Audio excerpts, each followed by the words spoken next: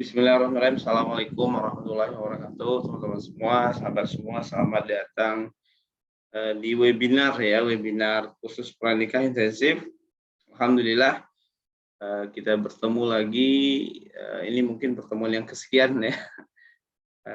Insya Allah pada pertemuan kali ini kita akan membahas tema yang cukup menarik, itulah tentang membangun cinta setelah menikah nanti. Ya.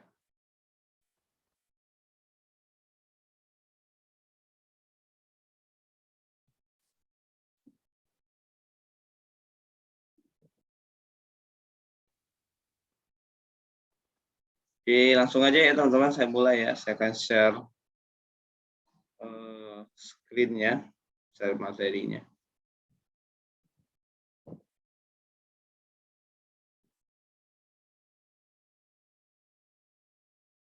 Oke, nah menumbuhkan dan merawat cinta. Ini materinya agak apa ya? Agak-agak buat yang sudah menikah ya, tapi memang bagi teman-teman yang belum menikah tentu ini juga sangat penting dan sangat perlu untuk dipelajari dan dipahami ya ilmu-ilmunya. Karena nanti memang ada beberapa hal yang hanya bisa dilakukan oleh mereka yang sudah menikah ya. Sebentar ya, saya akan ini dulu.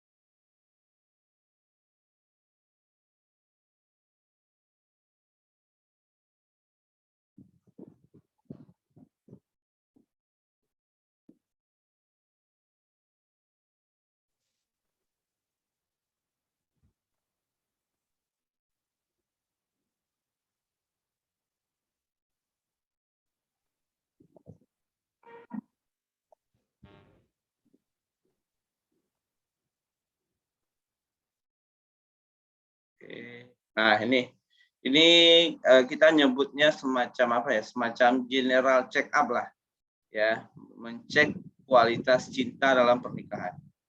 Nah, ini nanti mungkin saya kasih aja ke teman-teman ini kuesionernya, karena kalau masih jomblo ini ya memang nggak bisa dipraktekkan ya. Nanti bisa digunakan ketika telah menikah.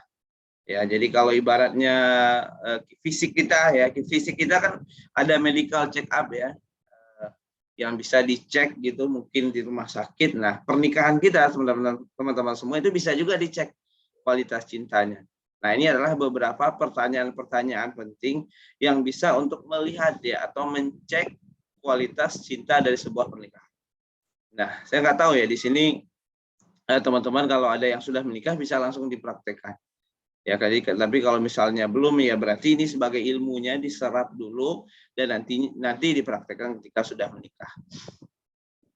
Nah, ini beberapa pertanyaan ya. Pertanyaannya sebenarnya sederhana, tinggal jawab benar atau salah, ya B atau S. Nah, apakah Anda bisa menyebutkan dengan mudah setidaknya 3 hal yang paling disukai dan dikagumi dari pasangan Anda? Jadi kalau misalnya teman-teman nanti udah nikah ya, kita berandai-andai aja ya jawabannya bisa menyebutkan ya berarti benar. Tapi kalau misalnya tidak bisa ya jawabnya salah. Nah, yang kedua, apakah saat berpisah Anda selalu memikirkan pasangan Anda dengan perasaan sayang? Jadi kalau misalnya benar jawab B, kalau salah jawab S. Yang ketiga adalah apakah dalam setiap hari Anda pernah mengucapkan aku cinta padamu ya, I love you gitu ya, setidaknya 1 kali sehari. Nah, yang ketiga, apakah Anda sering mencium dan menyentuh pasangan Anda dengan mesra? Yang kelima ya, apakah Anda apakah Anda merasa dihormati oleh pasangan Anda? Yang keenam, apakah Anda sudah merasa disayang dan dicintai oleh pasangan Anda? Apakah Anda sudah merasa diterima dan disukai oleh pasangan Anda? Apakah Anda merasa dianggap seksi dan menarik ya oleh pasangan Anda? Apakah Anda masih memiliki keinginan ya atau gairah untuk melakukan hubungan suami istri dengan pasangan Anda? Apakah Anda masih rutin melakukan hubungan suami istri paling tidak 1 kali dalam 1 pekan? B atau S gitu ya. Nah, ini yang kedua. Jadi ada sekitar 20 pertanyaan. Apakah Anda merasa Anda masih menjadi pasangan yang romantis? Apakah Anda merasa sangat bangga dengan pasangan Anda? Apakah pasangan Anda merasa Anda pribadi terbaik yang telah dia pilih? Apakah Anda bisa dengan mudah menceritakan kenapa Anda menikahi pasangan Anda? Seandainya waktu bisa diputar, ya kehidupan bisa diulang, apakah Anda akan tetap menikah dengan orang yang menjadi pasangan saat ini? Ini salah satu pertanyaan penting banget. Ya, jadi kalau misalnya seandainya nih waktu diulang atau diputar, mau nggak nikah dengan orang yang sama?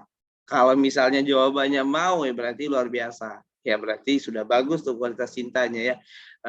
Dari indikator ini.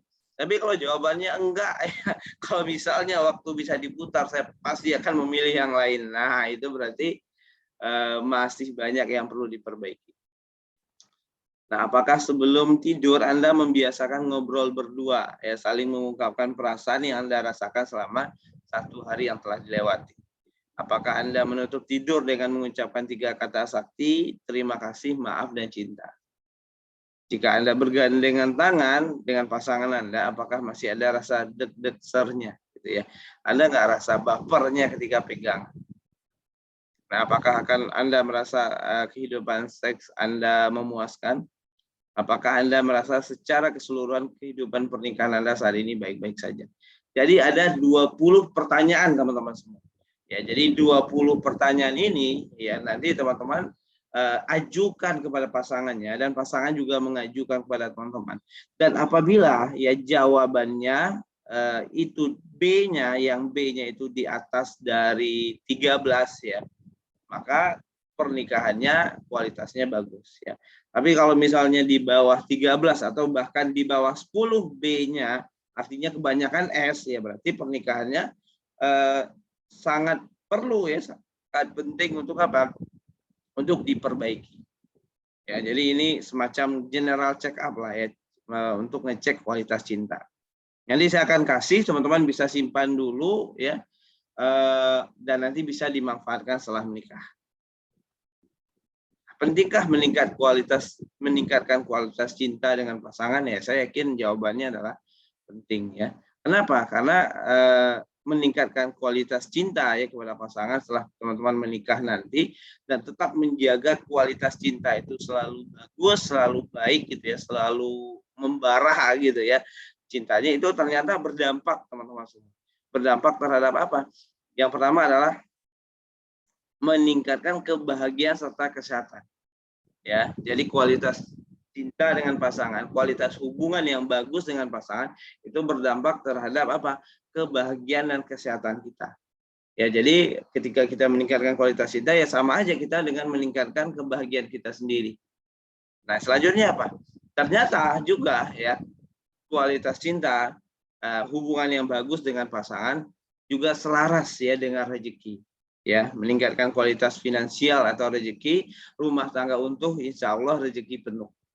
Ya, saya belajar banyak tentang bisnis itu kalau boleh dibilang dari 2010 ya, ikut mentor sana sini dan sebagainya. Saya selalu memperhatikan mentor-mentor bisnis ya, para guru-guru bisnis ya, yang saya temui. Kalau kita ini bukan seminar ya, tapi lebih kepada mentoring atau coaching, itu mereka selalu memperbaiki dari fondasi dulu. Jadi kalau misalnya nih ada pebisnis datang ya mau bisnisnya lebih bagus, maka fondasi yang diperbaiki adalah kualitas hubungan dengan pasangan. Ya, dari rumah tangganya dulu yang dibenahi. Kalau yang jomblo dibenahinya dari mana? Dari fondasi hubungan dengan keluarga. Ya, karena apa? Karena itu ternyata ngaruh banget teman-teman semua, berdampak banget terhadap kehidupan kita. Termasuk nih bagi yang jomblo hari ini ya, ingin sukses karir, kalau usaha ingin sukses usahanya, ingin rezekinya mudah ya, ingin mudah ketemu jodohnya, maka perbaiki dari hal yang paling fondasi. Ya, paling fondasi dalam kehidupan kita adalah keluarga. Jadi perbaiki dari keluarga. Kalau sudah menikah ya keluarga adalah dihubungkan dengan pasangan, hubungan dengan anak. Ya, karena bisa jadi gitu ya, banyak masalah di luar gitu ya, kerjaan banyak masalah gitu ya, susah nyari kerja dan sebagainya, bisa jadi karena dampak buruknya hubungan di rumah ya, sama suami berantem gitu ya, sama istri cekcok sama anak nggak akur gitu, sehingga pada akhirnya berdampak juga kepada kehidupan finansial kita. Jadi ketika kita meningkatkan kualitas cinta, membangun dan menumbuhkan cinta dengan pasangan, itu berdampak terhadap apa? Terhadap kualitas finansial kita juga. Nah, yang ketiga, ya kualitas hubungan yang bagus antara suami dan istri akan melahirkan generasi dengan pribadi yang berkualitas. Ya, kita kan sebagai orang tua ketika sudah menikah, kita menjadi orang tua kan sebenarnya kita sedang mentransfer ya, mentransfer ilmu, mentransfer teladan kepada anak kita. Jadi kalau anak kita belajar, maka guru yang paling pertama diikuti, dituruti oleh anak itu adalah orang tuanya, adalah ayah ibunya. Ya, anak khususnya di bawah usia 10 tahun itu belum tahu mana yang baik, mana yang benar, mana yang buruk, mana yang salah. Ya, nggak tahu. Makanya yang dilihat oleh anak, apa yang dilakukan oleh orang tua, ya anak itu nggak mau tahu apakah itu benar atau salah, apakah itu baik atau buruk, tetap aja ditiru. Ya tetap aja diteladani. Ya makanya di awal-awal saya sering menyampaikan bahwa kepribadian seseorang dibentuk dari keluarganya. Ya, jadi kalau kita mau lihat bagaimana kepribadian orang itu, ya lihat keluarganya. Bagaimana kualitas emosinya dan sebagainya dilihat dari keluarganya. Ya, jadi begitu teman-teman semua. Jadi ketika kita ini ingin melahirkan generasi pribadi yang berkualitas, berarti dimulai dari kita menunjukkan di depan anak-anak kita, ya bagi teman-teman mungkin anak-anaknya nanti, bahwa hubungannya baik.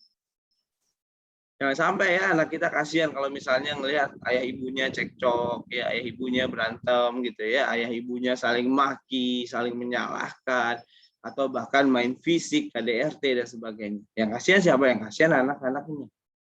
Ya. Ya mungkin di antara teman-teman ada yang lahir dari keluarga yang demikian gitu ya. Ya sudah, kita stop di kita. Ya, putus sampai di kita, jangan sampai itu menjadi rantai setan yang berkelanjutan gitu ya. Orang tua kita mungkin dulu mendapatkan perlakuan yang kurang baik dari nenek kakek kita. Wah, turun tuh sama orang tua kita. Wah, orang tua kita begitu juga terhadap kita sebagai anaknya misalnya. Ya udah, stop di kita. Kalau kita lanjutin ke bawah nanti malah terus-terusan. Ya, makanya dalam memilih jodoh bagi yang jomblo itu penting ya, untuk apa? Untuk melihat bibit. Ya. Di kelas belajar ta'aruf kita belajar tentang bagaimana mengenali masa lalu seseorang, ya. Anak yang terlahir dari keluarga yang harmonis, yang hubungannya baik antara ayah ibunya, kakek neneknya juga baik hubungannya gitu ya. Di atas kakek nenek buyut ya, buyutnya juga baik hubungannya. Insya Allah gitu dia memiliki di dalam kepalanya database tentang bagaimana membangun hubungan yang baik. Itu sudah terinstall. Ya sudah terinstall dari dia kecil. Tapi berbeda mungkin ya ketika ada kasus ada orang yang hubungannya kurang baik orang tuanya, lalu dicek lagi ke atas kakek neneknya kurang baik juga gitu ya. Biasanya sampai itu ke bawah gitu. Ya, makanya perlu hati-hati itu kalau misalnya menikah dengan anak-anak dengan kasus-kasus yang demikian gitu ya. Karena apa? Karena perlu dicek dulu. Ini orang sudah berdamai belum dengan masa lalunya? Ini orang sudah memaafkan belum? Karena banyak sekali tema-tema luka pengasuhan yang dialami. Bahkan ada satu ilmu ya, namanya adalah genealogi ya. Genealogi itu adalah ilmu tentang melihat seseorang garis keturunannya sampai ke atas. Ya, ada toolnya namanya genogram ya. Itu ada di internet banyak kok ya. Di teman-teman bisa googling aja. Itu bisa digunakan untuk apa? Untuk mengecek ya. Ini misalnya nih calon, misalnya teman-teman sekarang lagi taruh ya dengan seseorang. Itu bisa cek tuh ayah ibunya gimana nih kualitas hubungannya. Lalu gali lagi, coba cari tahu dari keluarga ibunya itu gimana ya, orang tua ayah ibunya. Dari keluarga ayahnya gimana tuh, keluarga ayah ibunya ya, sampai kakek dari ayah, kakek dari ibu dilihat ke atas ya. Nah, kenapa? Karena si anak ini akan belajar banyak dari hal tersebut. Teman-teman bisa lihat gitu ya, banyak realita dari ini. Saya melakukannya sederhana aja, penelitian sederhana, jadi bukan penelitian yang jelimet gitu. Itu biasanya ya, kalau misalnya nih ada si anak orang tuanya agak bermasalah nih hubungan pernikahannya. Kalau si anak nih nggak mengubah, ya tidak berubah, tidak belajar gitu kan, ya ada kemungkinan akan bermasalah lagi pernikahannya. Ya, kalau kita lihat ke atas, ternyata ada di atas orang tuanya juga bermasalah. Kalau dicek lagi, biasanya ada lagi itu ya, kakek neneknya ternyata juga ada masalah. Ya, tapi tentunya bukan berarti saya menyudutkan yang berasal dari keluarga broken home ya, enggak ya. Saya pun juga dari keluarga broken home gitu ya. Tapi alhamdulillah insya Allah terus belajar gitu. Nah, kalau misalnya orangnya tidak belajar, tidak berubah, ya kemungkinan dia tidak punya database ilmu baru tentang bagaimana membangun keluarga yang harmonis gitu. Makanya bagi teman-teman mungkin yang nggak punya teladan di rumah gitu ya dari ayah ibunya tentang bagaimana membangun ikatan pernikahan, ya berarti cari di luar teladannya dengan cara belajar, misalnya ikut kelas gitu ya, berguru dengan seseorang, ikutin aja silaturahim. Saya melakukan hal itu dulu, ya silaturahim ke beberapa orang yang saya anggap, saya lihat pernikahannya bagus, saya jadi muridnya. Bahkan saya pernah jadi asistennya, ya. Jadi ikut tuh kemana-mana gitu ya. Kadang dia lagi jalan sama istrinya, saya ikut dampingin, nemani. Ya, sehingga di sana kesempatan buat belajar. Oh ternyata gini loh, ya memperlakukan pasangan dan sebagainya. Jadi gitu ya teman-teman semua. Jadi pada intinya adalah ketika kita memperbaiki hubungan kualitas dengan pasangan itu akan membantu untuk apa? Untuk melahirkan generasi dengan pribadi yang berkualitas. Pertanyaan saya nih kepada teman-teman semua. Siapa yang paling bertanggung jawab meningkatkan kualitas cinta dalam pernikahan? Boleh bantu jawab ya di chat, ya di kolom chat. Cek kolom chatnya.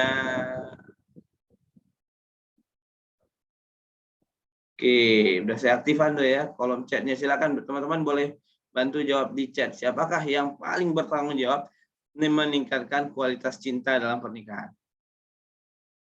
Ini sering saya tanyakan ke yang sudah menikah gitu ya. Karena ini materi saya lebih sering membawakannya ke yang sudah menikah sebenarnya. Karena ini logonya kan Akademi Pernikahan ini ya. Tapi menjadi satu sama lain bertanggung jawab. Oke. Yang paling bertanggung jawab siapa? Siapa yang paling bertanggung jawab? Yang lain gimana? Ada yang bilang satu sama lain, oke. Lalu ada pendapat lain? Dari 30 orang ya, 29 orang di sini. Oke, suami kedua belah pihak ya, ada bilang suami sebagai qawam dan sebagainya satu sama lain ya, kedua belah pihak ya. Oke, ya. Saya lihat jawabannya ya. Siapakah pasangan Anda ya? Kesadaran dari masing-masing. Yes. Keren ya Mas Imam Fadli. Ya, yang paling bertanggung jawab adalah kita sendiri.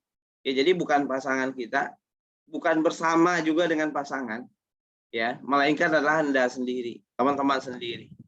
Ya. Siapa yang paling bertanggung jawab? Ya kita. Kalau teman-teman laki-laki ya laki-laki. Kalau wanita ya wanita. Ambil tanggung jawab itu. Ya, kenapa saya katakan Anda sendiri yang harus bertanggung jawab? Agar Anda fokus melakukan apa yang Anda bisa lakukan. Ya, agar teman-teman bisa fokus melakukan apa yang bisa teman-teman lakukan. Sementara kalau misalnya nih mindsetnya adalah saling, ya, rumah tangga itu harus saling dong, udah aku saling menguatkan dan sebagainya. Biasanya terjadi adalah mengandalkan. Ya, harusnya istri begini dong, gitu ya kata suami. Masa istri begitu sih? Kata istri juga gitu, harusnya suami, kan suami kawannya. Suami dong yang gini bla bla bla. Ya iya kalau iya suaminya sadar duluan gitu ya. Tapi kalau misalnya suaminya nggak sadar, ya istrinya ngambil tanggung jawab, ya, untuk menginspirasi untuk menginspirasi suaminya ke jalan kebaikan dan sebagainya. Memang kalau misalnya kita di fondasi awal nih kita bicara ideal ya di materi sebelumnya bahwa laki-laki sebagai kawan. Ya, tapi ketika sudah masuk ke dalam realita pernikahan, ya, itu tentu tidak akan berjalan ideal semua teman-teman semua. Ya, ada yang mungkin laki-lakinya malas ibadah gitu ya, nggak mau mikirin anak, main game sendiri gitu ya, terus apalagi misalnya sibuk melakukan hal-hal lain dan sebagainya. Nah di saat itulah ambil tanggung jawab sendiri dulu ya. Mudah-mudahan dengan kita yang memulai duluan gitu ya, itu menginspirasi pasangan kita ya. Jadi kita ambil tanggung jawab dan pada akhirnya mudah-mudahan itu menginspirasi pasangan kita ya. Nah, kebahagiaan dalam pernikahan akan lebih mudah diwujudkan jika teman-teman semua fokus mengusahakan ikhtiar terbaik yang bisa dilakukan dibanding menuntut apa yang seharusnya pasangan Anda lakukan. Ya, kenapa saya katakan demikian? Karena dalam beberapa banyak sesi sharing kepada orang-orang yang sudah menikah gitu ya, dalam sesi konseling itu banyak yang menuntut pasangannya. Ya ikut webinar, ikut kelas, yang kepikiran harusnya nih pasangan saya nih yang dengar ini. Ya, baca buku pernikahan ya, harusnya pasangan saya melakukan ini. Sehingga pada akhirnya terjadi menuntut, harusnya kamu begini, harusnya kamu begitu. Mas, tadi kata Ustadz begini loh, bla bla, harusnya Mas begini loh, lakuin ini. Ya. Makanya banyak ya para suami, ya ini realita pernikahan yang saya kasih tahu ya. Karena di sini masih banyak yang jomblo, banyak para suami di luar sana yang dia kesal sama istrinya ketika istrinya rajin ikut kajian. Kenapa? Karena istrinya jadi guru ya di rumah, ngajar-ngajarin dia. Ya sementara suami nggak suka dengan hal yang demikian. Ya laki-laki cenderung nggak suka ketika diajar gitu ya, nggak suka ketika disuruh-suruh gitu ya dan sebagainya. Yang ada Yang ada cekcok. Ya. Yang terjadi itu adalah ketika ini kan forum-forum kajian pernikahan, forum kajian parenting kan banyak ramenya diisi oleh ibu-ibu. Ya, otomatis nih ibu-ibu nih ya yang punya banyak ilmu. Tapi sayangnya tidak banyak ibu-ibu yang bijak bagaimana menyampaikannya kepada pasangan. Ya tidak banyak ibu-ibu ini, ya emak-emak ini yang bijak bagaimana cara menginspirasi pasangannya ke jalan kebaikan. Ya yang terjadi malah ketika dia punya ilmu, dia banyak ilmu, dia merasa hebat ya, dia merasa lebih tinggi dibanding suaminya dan pada akhirnya dia cenderung kayak kadang kayak melihat rendah suaminya, suami saya mah gitu-gitu orangnya ya, kadang seperti meremehkan dan sebagainya. Ada juga yang sampai akhirnya marah-marah gitu ya, sampai ngajarin gitu ya, sampai nyuruh-nyuruh gitu ya, dan dia lupa fitrahnya laki-laki sebagai pemimpin, sebagai kawam. Nah ini butuh seni ini di sini ya untuk menyampaikannya. Ya, nah seni itu insya Allah nanti kita akan pelajari juga ya. Tapi pada akhirnya ini mindset awal. Ya, mindset awal dalam rumah tangga bahwa kebahagiaan dalam pernikahan itu ketika kita fokus saja kepada apa yang kita lakukan. Mudah-mudahan nih ketika kita bisa melakukan itu, pasangan akan terinspirasi. Sebagai contoh, ya ini ada pasangan nih ya, ada suami istri. Nah, ini masalahnya misalnya adalah suami susah diajak ngobrol. Ya apalagi ngobrolin masalah anak. Ya pulang kerja suami mandi gitu ya, habis mandi mungkin makan, setelah makan udah sibuk dengan handphonenya, main game ya, atau bahkan mungkin main catur gitu ya dengan temannya ya di pos ronda misalnya. Kalau diajak ngobrol soal anak, wah malas banget, dia nggak mau. Nah, ini sering terjadi nih ya, kasus yang sering terjadi. Nah gimana caranya untuk menginspirasi pasangan? Ya, ada mungkin yang menuntut, Mas, harusnya Mas nggak gini loh, harusnya Mas gini, bla bla bla bla, lakuin ini, bla bla bla bla. Beberapa suami mungkin ada yang mau dengar gitu ya, tapi banyak juga laki-laki yang ada malah merasa dia diajarin, merasa dia disuruh-suruh ya, sehingga dia malah ilfil gitu ya sama istrinya. Ya, nah yang perlu dilakukan istri apa? Nah, dipikirkan tuh ya ikhtiar-ikhtiar apa saja, aktivitas-aktivitas apa saja yang sekiranya hal itu membuat si suaminya jadi nyaman. Ya, kalau udah nyaman akan muncul yang namanya kepercayaan. Kalau udah percaya, insya Allah akan muncul rasa hormat. Ketika udah muncul rasa hormat, maka dia akan dengarin istrinya. Begitu juga sebaliknya ya bagi para suami. Mungkin nanti ketika sudah menikah ya mas-mas mungkin kesulitan gitu ya bagaimana mendidik istri, bagaimana mengajak istri ke jalan ketaatan dan sebagainya gitu ya. Rumusnya sama ya, lakukan aktivitas-aktivitas yang membuat dia nyaman, lalu muncul kepercayaan, hadir rasa hormat, dan pada akhirnya apa? Dan pada akhirnya akan muncul tuh ya, terinspirasi, ngikutin apa yang dikatakan, mau dengerin dan sebagainya. Sehingga apa? Pasangan melihat teman-teman semua memang pantas untuk didengarkan. Ya. Nah, ini ujian-ujian di pernikahan ya, saya kasih bocoran dikit ya, tapi bukan berarti buat nakut-nakutin teman-teman semua. Ya, tapi memang begitu realitanya. Makanya penting banget mindsetnya ya, bahwa ya udah kita fokus saja yang kita lakukan, yang bisa kita lakukan, dan mudah-mudahan yang kita lakukan itu menginspirasi pasangan ke jalan kebaikan, gitu ya. Nah, yang selanjutnya adalah 4 fondasi penting ya dalam meningkatkan kualitas cinta dengan pasangan. Yang pertama adalah berhenti menjadi korban. Ya, berhenti menjadi korban maksudnya gimana tuh? Ya, berhenti menjadi korban adalah berhenti menjadi orang yang menderita gitu. Oh, suami saya begini, saya ini korban gitu ya, dan sebagainya. Mental korban. Ya, ini mungkin di awal-awal pernah kita bahas juga ya tentang mental korban. Banyak hari ini kalau misalnya orang susah move on dan sebagainya, ya kenapa? Karena mental korban tadi. Nah, dalam kehidupan rumah tangga juga ada tuh ya mental korban. Ya, merasa menderita, merasa dizolimi gitu ya, dan seterusnya. Lalu selanjutnya apa? Fokus pada apa yang bisa kita lakukan. Ya, apa yang bisa dilakukan apa aja nanti kita pelajari. Ya, bukan seharusnya dia melakukan itu. Ya, jadi kalau misalnya dalam kehidupan rumah tangga banyak nuntutnya, itu akan menjadi awal dari persoalan ya, awal dari konflik itu biasanya kan nuntut. Ya, harusnya dia begini dong, harusnya dia begitu dan sebagainya dan seterusnya. Nah, yang ketiga adalah jadi orang baik dulu baru jadi orang benar kemudian. Ya. Nah, maksudnya gimana jadi orang baik baru jadi orang benar kemudian? Nih saya kasih contoh ya, contoh kasus. Seorang laki-laki ya, seorang suami melakukan kekeliruan, ya, kesalahan. Ya, misalnya nih ya, qadarullah gitu ya. Jadi dia sebelum menikah kurang memperhatikan ya pasangannya ini agamanya. Nah, ternyata setelah menikah laki-laki ini ternyata sholatnya bolong-bolong ya, bahkan sering tuh ya dalam seminggu itu nggak pernah sholat dalam 1 hari gitu kan.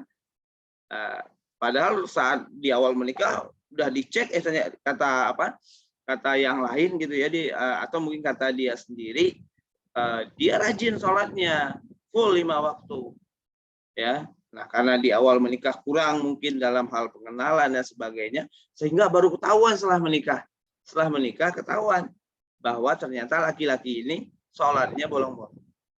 Nah, jadi orang baik dulu baru jadi orang benar kemudian, maksudnya gimana? Kalau misalnya nih teman-teman jadi orang benar dulu, maka menghakiminya dengan aturan benar salah. Wah, ngelihat suami nggak sholat langsung disalahin. Ya, oh ini bla bla bla, ini dosa, bla bla bla, haram ya dan sebagainya, bla bla bla gitu kan. Tapi kalau misalnya jadi orang baik dulu, ya, maka menginspirasinya, mengajaknya ke jalan kebaikan adalah dengan apa? Dengan memperbaiki akhlak dan sikap kepada pasangan. Ya, baik-baikin suami, masakin masakan yang enak mungkin gitu ya. Kata-kata yang manis dan sebagainya. Nanti kita belajar juga ya tentang ilmu bahasa cinta. Lalu pada akhirnya ketika suami udah nyaman, baru diajak pelan-pelan untuk jalan kebaikan ya. Misalnya melakukan ibadah sholat gitu ya. Tapi khusus untuk kasus sholat ya, karena ini ada sholat yang agama, ketika teman-teman mungkin ya, kalau misalnya terjadi nanti ketika sudah menikah, suami nggak mau diingatin nih, ya udah dibaik-baikin, udah ini, misalnya udah 3 bulan gitu ya, udah diajak baik-baik, ternyata dia nggak berubah juga, maka di saat-saat itu boleh ya, seorang wanita itu misalnya nggak mau menerima ajakan suami misalnya ya, berhubungan suami istri, atau mungkin pisah ranjang, itu hal yang dibolehkan, karena dia terkait hukum syariat. Nah, kalau bukan hukum syariat ya, bukan persoalan-persoalan yang berkaitan dengan syariat, maka terus saja berbuat baik sampai pada akhirnya ya dia terinspirasi gitu ya.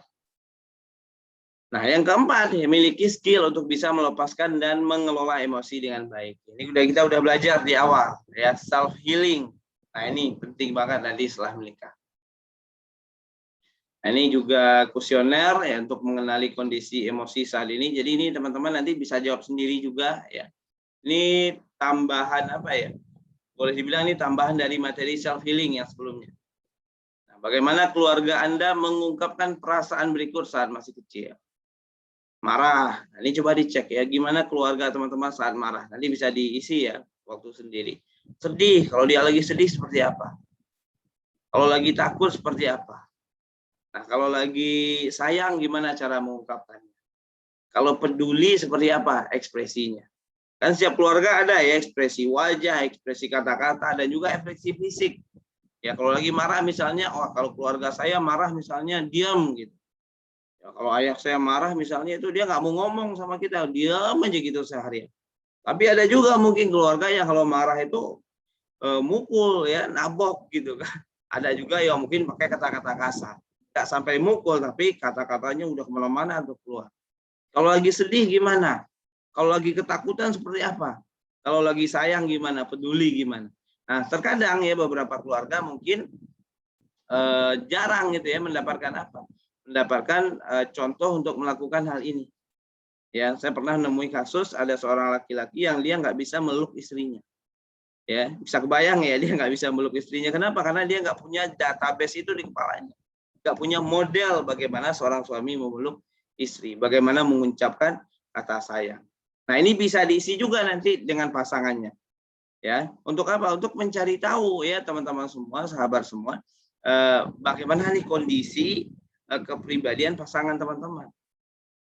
Karena misalnya nih ada seorang istri yang bilang, suami saya itu nggak sayang sama saya. Kenapa dia nggak sayang? Iya, dia nggak pernah ngasih hadiah tuh ulang tahun misalnya. Ya, karena bagi istri mungkin sayang itu ditunjukkan dengan ngasih hadiah saat ulang tahun. Karena itu terjadi di keluarganya. Tapi apakah itu terjadi di keluarga suami? Belum tentu. Kalau itu nggak terjadi di keluarga suami, maka suami nggak punya model tentang hal itu. Sehingga dia nggak tahu dan dia tidak melakukan hal tersebut. Ya, jadi nanti ketika sudah menikah, kalau ada pasangan yang tidak melakukan sesuatu yang mungkin ya biasanya dilakukan di keluarga teman-teman, bukan berarti pasangan nggak sayang. Ya bisa jadi karena dia nggak tahu. Karena nggak pernah itu terjadi di keluarganya. Maka ini penting banget ya. Baik di masa ta'aruf ya dicari tahu. Ya, jadi kalau misalnya masih belum menikah ya berarti mencari hal ini masa ta'aruf ya, apalagi tentang marah. Kalau marahnya gimana? Kalau sedihnya gimana? Ini biasanya kan berkaitan dengan mental ya. Ada orang yang kalau sedihnya itu, sedih banget gitu ya, down banget karena ke fisik, pikiran gitu ya, darah tinggi, darahnya naik gitu. 2 pekan yang lalu saya nerima ini ya, nerima curhatan ya, seorang ibu-ibu gitu ya, udah gede usianya ya, udah di atas 40-an. Itu kalau dia lagi stres itu permasalahannya, itu darahnya itu sampai 240. Ya belum lagi penyakit yang lain. Jadi ke fisik kenanya dari persoalan sedih. Ya, kalau marah ini dampaknya biasanya adalah ada yang marahnya itu verbal, ucapannya kasar, bla bla bla bla, dan juga ada yang mungkin fisik. Ya, ini mungkin yang menzolimi. Nah, ini yang dicari tahu. Kalau misalnya belum nikah, kalau sudah menikah nanti ya dicari tahu lagi, lebih dalam lagi gitu ya. Nah, teman-teman juga cari tahu juga tentang diri teman-teman sendiri ya. Jadi nggak hanya tentang calon, tapi juga tentang diri sendiri untuk mengenali. Karena nanti akan tahu tuh mana yang perlu diperbaiki. Oh, marah. Kayaknya saya marah, saya nggak beres nih. Perlu diperbaiki. Oh, sedih, saya masalahnya nggak beres nih. Oh, saya sayang kayaknya kurang nih ya, kurang model untuk menyayangi orang gitu ya. Peduli saya juga kurang nih kayaknya misalnya gitu ya. Makanya perlu diperbaiki. Nah, yang kedua adalah apakah Anda memiliki masalah di masa kecil seperti broken home, kekeliruan pengasuhan, keluarga penuh konflik dan sebagainya. Ya, kalau iya sampaikan nanti ke pasangannya. Ya, agar pasangan tahu, oh pasangan saya ini anak broken home. Kayak saya ini broken home, ya saya ceritain tuh ya dari awal sebelum nikah ke istri. Dulu nih riwayat saya begini nih, ya bla bla bla bla bla gitu kan. Jadi teman-teman bisa ceritakan juga. Yang ketiga, apakah Anda saat ini mengalami kesulitan mengungkapkan perasaan atau emosi Anda? Bagaimana dengan pengungkapan emosi pasangan Anda? Ya, coba dicek, hari ini susah nggak ngucapin? Kalau lagi senang sama orang, ada kesulitan nggak untuk ngucapin senang? Kalau lagi sedih, ada kesulitan nggak untuk mengungkapkannya? Gitu ya. Yang keempat, perbedaan apa yang ada antara Anda dan pasangan Anda dalam mengungkapkan emosi. Apa yang melatar belakanginya dan apa dampaknya dalam kehidupan pernikahan. Ya, ini ketika teman-teman mendiskusikan ini nanti dengan pasangannya, nanti akan lebih tahu tuh pasangan, lebih dalam lagi pengenalannya, ya. Sehingga nggak ada yang namanya suuzon, ya, sakwa sangka. Sakwa sangka itu terkadang kan muncul karena kita nggak tahu pasangan. Ya, misalnya nih pasangan apa ya contohnya? Misalnya contohnya lah kayak tadi ya, seorang suami gitu ya. Seorang suami ini kecewa dia sama istrinya. Ya, dia kecewa, dia kesal sama istrinya. Kenapa? Karena istrinya ini nggak pernah pagi hari bikinin dia teh, nggak pernah bikinin dia gorengan gitu ya, goreng pisang misalnya, goreng pisang atau cemilan atau apa. Ya, dia udah kesal aja, tapi dia nggak mengungkapin juga. Jadi sering juga tuh terjadi kayak gitu, kesal sama pasangan, nggak suka dengan sikap pasangan, tapi nggak mengungkapin. Ya, padahal si istri tidak melakukan hal itu. Kenapa? Karena ternyata istri dari keluarga yatim misalnya. Jadi si istri ini nggak ada ayahnya. Jadi di rumah istri nggak ngelihat tuh aktivitas ibunya bikinin teh tiap pagi buat orang tuanya. Sementara suami dari keluarga yang lengkap ayah ibunya. Nah, dia setiap hari melihat tuh bagaimana ibunya bikinin teh, bikinin sarapan buat suaminya. Sehingga definisi disayang bagi laki-laki ini adalah ketika dia dimasakin gitu ya, atau dibikinin teh itu oleh istrinya. Sementara bagi istrinya karena nggak ada model itu ya biasa aja gitu. Nah, kalau misalnya saling tahu kan enak. Oh, ternyata kamu nggak begini karena dari keluarga seperti itu, gitu kan? Sama halnya kayak saya sama istri misalnya. Ya, istri saya dari keluarga yang dari kecil itu sudah merayakan ulang tahun gitu ya. Jadi ulang tahun. Jadi kalau ada ulang tahun dibikinin kue dan sebagainya lah, ya. Nah, di keluarga saya gitu ya. Nah, itu kita mah bodo amat gitu ya sama ulang tahun, nggak ada tuh perayaan ulang tahun dan sebagainya. Nah, di awal-awal pernikahan kita saling cerita, saling mengenali dan saling memberitahu, sehingga pada akhirnya kita bisa bikin nih, kira-kira di keluarga kita ini mau pakai yang mana, ya? Karena kan beda ya, dari keluarga istri ada kebiasaan, ada ulang tahun, di keluarga saya nggak ada. Nah, berarti ketika udah bangun keluarga baru kan bisa dibuat kesepakatan. Kalau misalnya saling memberitahu. Tapi kalau misalnya nggak memberitahu ya akhirnya apa? Akhirnya suuzon-suuzonan gitu ya, buruk sangka. Suami buruk sangka sama istri, istri buruk sangka sama suaminya. Ya, gimana cintanya akan tumbuh ya kalau yang ada malah prasangka-prasangka. Begitu juga mungkin dengan hubungan dengan lawan jenis. Ya, interaksi dengan lawan jenis. Ya, mungkin seorang wanita nih udah sering ikut kajian gitu ya, udah sering ikut majelis ilmu, udah sering dengar ustadz bilang bahwa nggak boleh tuh chat-chat nggak penting dengan lawan jenis. Sementara laki-lakinya belum begitu sering ngaji, baru hijrah misalnya, baru belajar agama. Jadi bagi suami, bagi laki-laki mungkin chat, interaksi dengan lawan jenis hal yang biasa aja. Nah, ketahuan lah ya misalnya si suami chat ya sama lawan jenisnya. Istrinya ngelihat, wah ini orang kenapa nih? Selingkuh ya, selingkuh ya. Jadinya apa? Jadi muncul suzon kan. Istrinya mengira itu selingkuh, pacaran dan sebagainya, perbuatan yang sangat buruk. Sementara bagi suaminya mungkin biasa aja. Nah, ini kan beda persepsi ini. Nah, beda persepsi inilah yang perlu diungkapkan, ya, diberitahu ke pasangan. Kasih tahu misalnya istri, Mas, saya nggak suka ya kalau misalnya Mas chat sama ini sama lawan jenis, atau dibuat kesepakatan. Ya, boleh interaksi dengan lawan jenis setelah menikah, tapi dengan syarat dan ketentuan gitu ya. Misalnya urusan pekerjaan.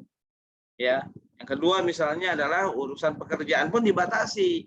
Ya, boleh urusan pekerjaan hanya sebatas telepon, mungkin ya sebatas WhatsApp. Tapi tidak boleh kalau misalnya harus jalan berdua ya dengan lawan jenis. Kan ada tuh ya beberapa pekerjaan yang mengharuskan naik motor kendaraan berdua keliling gitu kan, atau mungkin naik mobil berdua. Ini dibuat jadi semacam kesepakatan. Ya.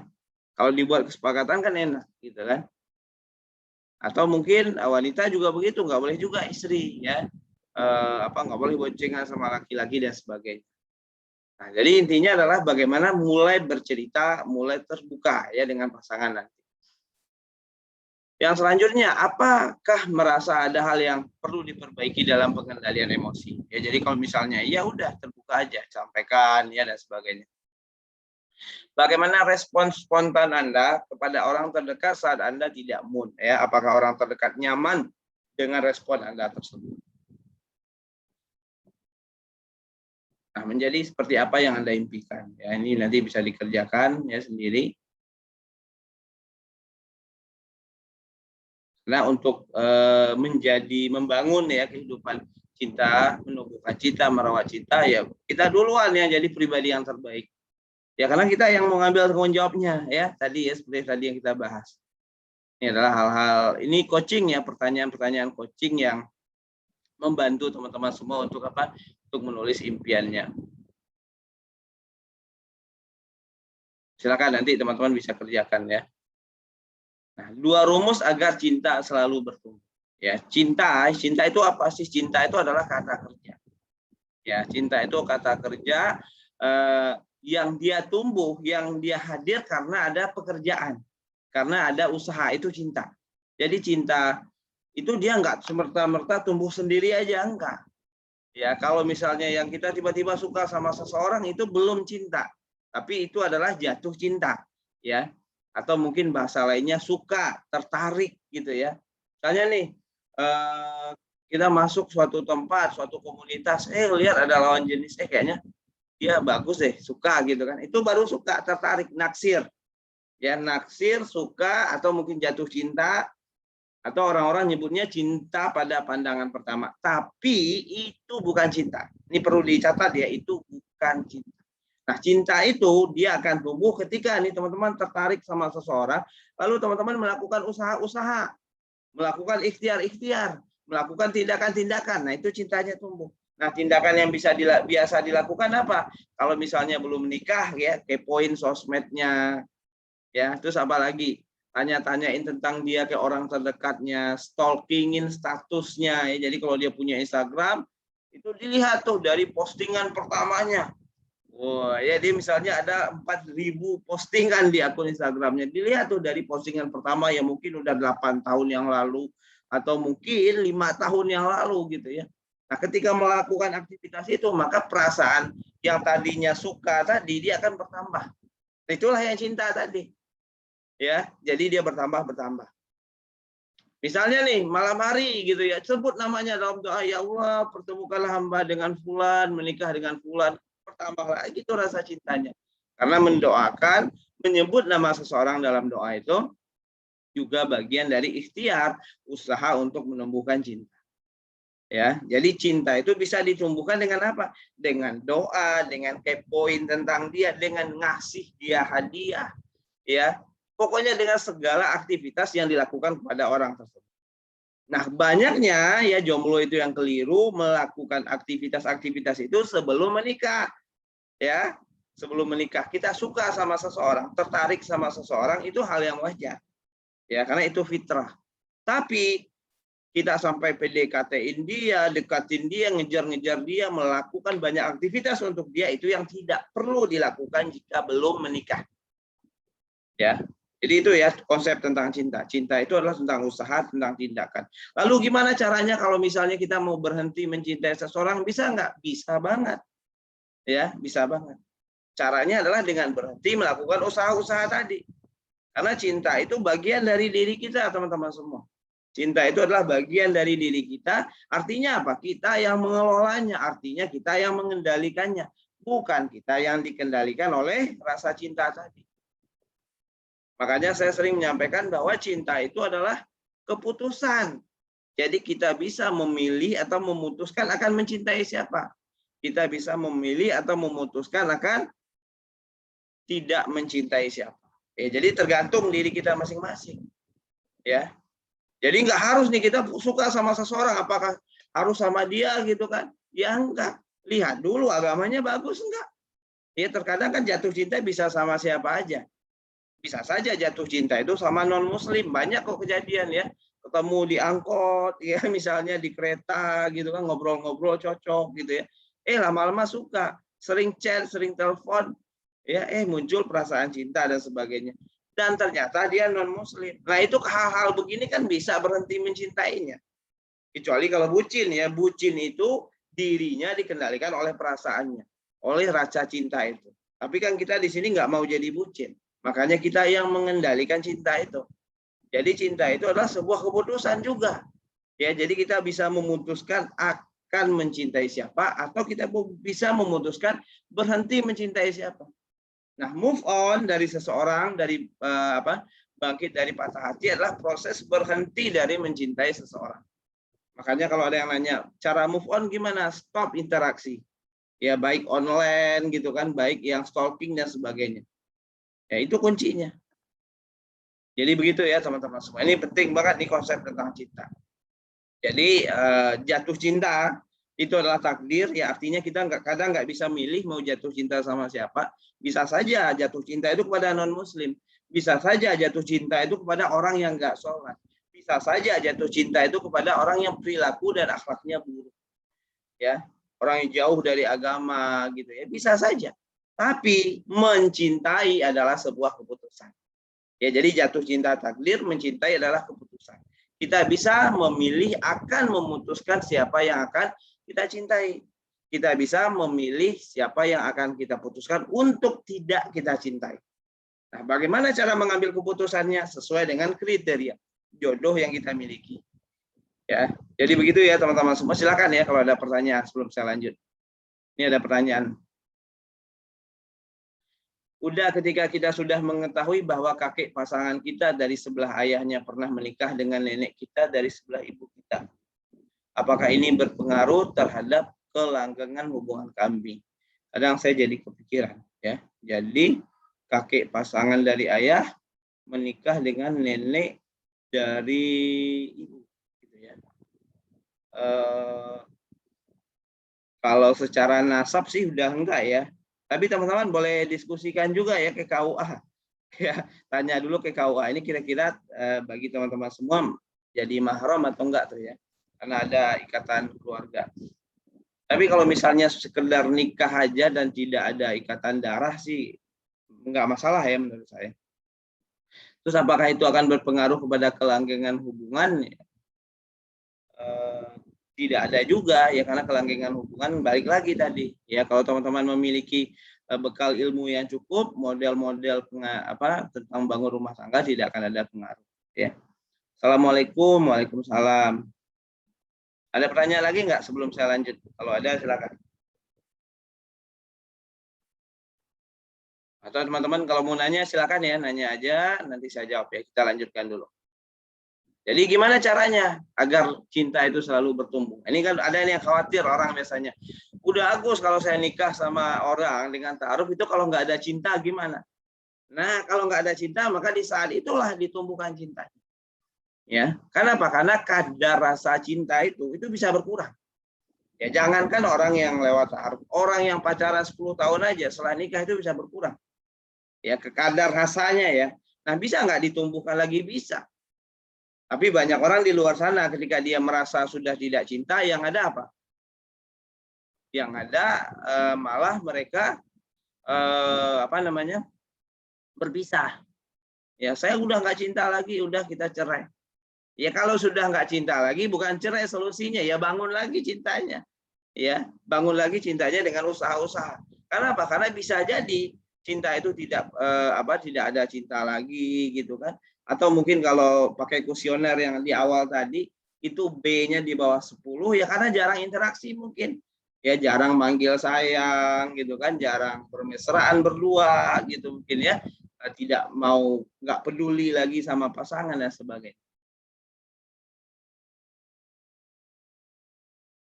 Udah Afwan, berkaitan dengan move on bila sudah melepaskan semua komunikasi baik online maupun offline, stalking dan lain-lain dan tidak termasuk dalam kriteria, tetapi terkadang bayangan masa lalu menghampiri ya kembali, bagaimana mengatasinya? Nah, saat menghampirinya itu bermasalah nggak ke diri dan perasaan? Ya, jadi kalau misalnya nggak bermasalah nggak apa-apa sebenarnya. Ya kenapa? Karena itu kan bagian dari kehidupan kita. Jadi memang nggak bisa juga kita memang hilangkan dari pikiran kita, bisa aja biasa aja kebayang gitu kan. Itu hal yang wajar. Tapi kalau misalnya lagi muncul bayangan itu terus Mbak jadi rindu lagi, jadi sedih lagi gitu kan, atau mungkin jadi menyesal lagi, berarti itu masih perlu ya untuk move on. Ya, nah cara mengatasinya gimana ya, dicek ya, kira-kira karena hal apa itu hal itu terjadi. Apakah ada perilakunya yang belum dimaafkan, apakah masih ada kesal ke dia, berarti pakai pemaafan. Ya, pakai terapi self healing ya yang kita ajarkan di awal-awal. Apakah karena mungkin menganggap dia terlalu baik, bisa juga karena mungkin Mbak menganggap di dunia ini hanya dia nih laki-laki yang baik. Nah, kalau yang itu berarti solusinya adalah Mbak perlu untuk melihat ke yang lain. Jadi kalau selama ini hanya fokus ke dia mungkin gitu ya. Jadi dalam pikiran Mbak itu, wah dia doang yang baik, dia doang yang baik. Ya, itu udah tertanam gitu ya dalam alam bawah sadarnya sehingga sulit ya untuk menerima orang baru biasanya. Berarti perlu untuk apa? Untuk menyadari bahwa di luar sana juga banyak yang baik. Ya caranya adalah dengan cara apa ya? Mungkin mengenali orang dan sebagainya gitu ya. Udah, bagaimana jika ada teman yang memperkenalkan kita dengan laki-laki, ketika bertemu baru dua laki-laki itu langsung mengajak nikah. Sikap apa yang kita harus lakukan?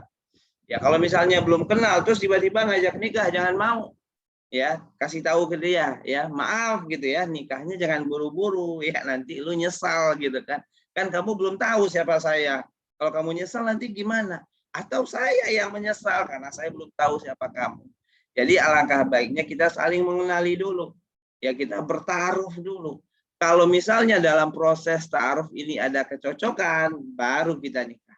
Ya, tapi kalau misalnya nih dalam proses ta'aruf ini tidak ada kecocokan, ya kita nggak cocok, ya sudah kita akhiri. Ya, jadi laki-laki yang buru-buru ngajak nikah itu bukan keren, ya nggak keren itu ya. Ini kadang kan di quote di sosmed kan muncul tuh ya, laki-laki keren itu yang berani ya untuk melamar, berani untuk langsung menemui wali. Kalau saya mah hati-hati ya, jangan sampai, jangan mau ya buat yang wanita tiba-tiba di DM laki-laki nggak kenal, dia bilang saya ingin melamarmu, saya ingin menikahimu. Jangan mau ya. Dia mungkin serius, tapi kan pribadinya belum tahu kita. Kenapa? Karena keseriusan seseorang tidak menjamin kepribadiannya bagus. Yaitu dua hal yang berbeda. Ya, jadi jangan terlena dengan orang yang serius. Ya, kita memang ya wanita itu kan memang nyari laki-laki yang serius. Tapi perlu dipahami juga bahwa tidak semua laki-laki yang serius itu pribadinya bagus. Ya, artinya perlu dikenali dulu. Ya, tidak semua laki-laki yang serius itu pribadinya cocok dengan teman-teman semua. Ya, jadi hati-hati ya, jangan langsung, oh, iya langsung nikahin saya, jangan begitu ya. Itu yang namanya apa? Beli kucing dalam karung ya. Jadi kita nggak tahu ya kucingnya kayak gimana. Nah, ini balik lagi ya ke sini. Dua rumus agar cinta selalu bertumbuh ya. Yang pertama adalah berikan yang terbaik ya, berikan usaha-usaha terbaik dalam mencintai pasangan. Hal terbaik yang membuat pasangan merasa dicintai ya. Ini penting ya, membuat pasangan merasa dicintai. Bukan membuat kita merasa mencintai pasangan. Ya, ini sering ini dalam kehidupan rumah tangga. Suami terkadang sudah merasa mencintai istrinya, tapi istrinya tidak merasa dicintai. Ya, ini sering terjadi. Ya, makanya yang pertama adalah berikan yang terbaik. Rumus kedua apa? Rumus yang kedua adalah mensyukuri kebaikan dari pasangan. Jadi yang pertama nih, usahakan berikan yang terbaik sekecil apapun gitu ya, sampai yang mungkin butuh effort lebih. Yang kedua adalah mensyukuri kebaikan dari pasangan. Istri dikasih uang belanja sama suami, ya. Dikasih uang belanja sebulan misalnya 2 juta gitu kan. Padahal mah kebutuhan 5 juta sebulan. Tetap aja syukuri dulu ya, tetap bersyukur, tetap terima kasih. Dibantu oleh suami ngangkatin galon ke dispenser, ya. Ucapin terima kasih. Ya, dibantu oleh suami pasang tabung gas ya, selang gas ke kompor, ucapin terima kasih dari hal-hal yang sederhana. Jadi kalau udah kehidupan rumah tangga berjalan itu biasanya hal-hal sederhana itu lupa tuh diapresiasi karena udah merasa itu mah udah tanggung jawab suami, ngapain ucapin terima kasih. Tetap penting teman-teman semua ya, jadi tetap penting untuk apa? Untuk mengucapkan terima kasih. Jadi begitu ya. Jadi tetap diapresiasi, ini penting banget. Ya, mengapresiasi sekecil apapun itu, termasuk juga suami. Ya, pulang kerja diambilin air putih ya, meskipun itu air putih dingin gitu kan oleh istrinya. wah nikmati itu, masya Allah, alhamdulillah, makasih ya istriku, ya. Sampai mungkin hal-hal yang besar ya, mungkin dimasakin gitu ya, dan hal-hal yang lain. Jadi mensyukuri kebaikan dari pasangan, berikan yang terbaik. Nah, dua rumus ini ya banyak dilakukan oleh siapa? Oleh orang yang pacaran ya, yang pernah pacaran coba cek ya, pasti sering melakukan ini. Yang pertama adalah memberikan yang terbaik ya, mengingat tuh ya semua tanggal-tanggal penting. Tanggal ulang tahun dia, tanggal jadian gitu ya. Ngingatin dia sholat, ngingatin dia makan gitu kan. Ngingatin apa lagi tuh? Ngingatin sahur ya, misalnya kalau ada yang masih pacaran, itu kan memberikan yang terbaik.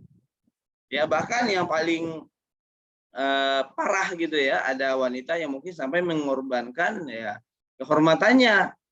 Kenapa? Karena dia berpikir ketika saya berikan yang terbaik ini akan menumbuhkan cinta. Ya.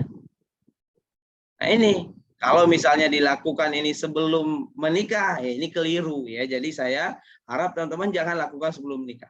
Yang kedua adalah membaperkan ya, orang sebelum menikah sering ya mensyukuri kebaikan dari pasangan. Bahkan cuma di view doang story-nya itu merasa baper. Ih dia view story WhatsApp saya. Ya. Ini tanda apa ya gitu kan. Sampai segitunya.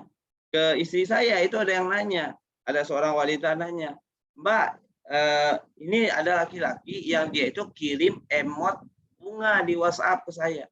Kira-kira itu tanda apa ya? Itu cuma dikirim emot bunga doang ya, kita nggak tahu tuh ya dia ngirimnya itu ngirim beneran niat atau kepencet, kan kita nggak pernah tahu. Itu sampai dipikirin. Kenapa? Karena saking mensyukuri kebaikan kecil yang dilakukan oleh orang itu. Makanya baper. Ya, jadi teman-teman semua ketika teman-teman nih melakukan hal ini kepada pasangan dan melakukan ini gitu ya terhadap pasangan, dan itu adalah pasangan yang sah, pasangan yang halal, maka insya Allah itu baperannya terjaga setiap hari. Ya baper boleh ya, tapi kalau udah halal bagus malah gitu ya. Saling baper, saling membuat baper dengan pasangan yang sudah.